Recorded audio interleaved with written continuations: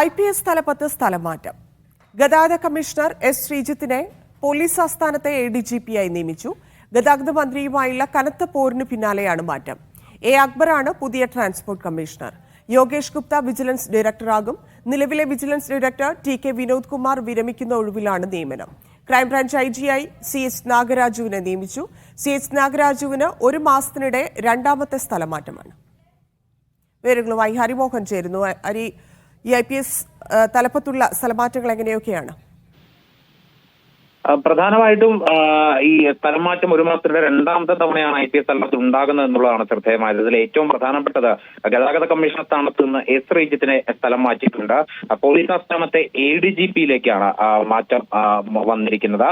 ഒപ്പം തന്നെ മറ്റൊരു പ്രധാനപ്പെട്ട മാറ്റം എന്ന് പറയുന്നത് ഇപ്പോൾ ഗതാഗത കമ്മീഷണർ സ്ഥാനത്തേക്ക് വന്നിരിക്കുന്നത് അക്ബർ ആണെന്നുള്ളതാണ്. എറണാകുളം ക്രൈംബ്രാഞ്ച് വിഭാഗം IG ആയിരുന്ന അക്ബറിനെ ഗതാഗത കമ്മീഷണറായി നിയമിച്ചിട്ടുണ്ട്.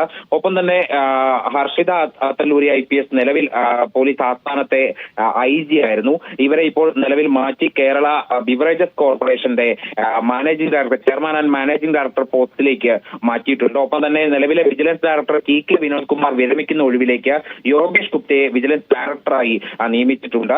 ഒപ്പം തന്നെ തിരുവനന്തപുരം റേഞ്ച് ഡെപ്യൂട്ടി IG-ആയി അജിത ബീഗത്തെയാണ് നിയമിച്ചിട്ടുള്ളത്.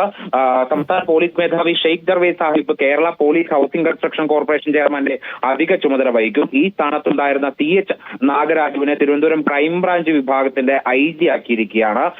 ഒപ്പം തന്നെ ഇതിൽ ഏറ്റവും ശ്രദ്ധേയമായത് ഗതാഗത കമ്മീഷണർ സ്ഥാനത്ത് നിന്നുള്ള ശ്രീജിത്തിന്റെ സ്ഥലംമാറ്റമാണ്. ഗതാഗത മന്ത്രിയുമായിട്ടുള്ള നിരന്തരമായ പോരിനൊടുവിലാണ് ഈ സ്ഥലംമാറ്റം എന്നുള്ളത് കൂടി ശ്രദ്ധേയമാണ്.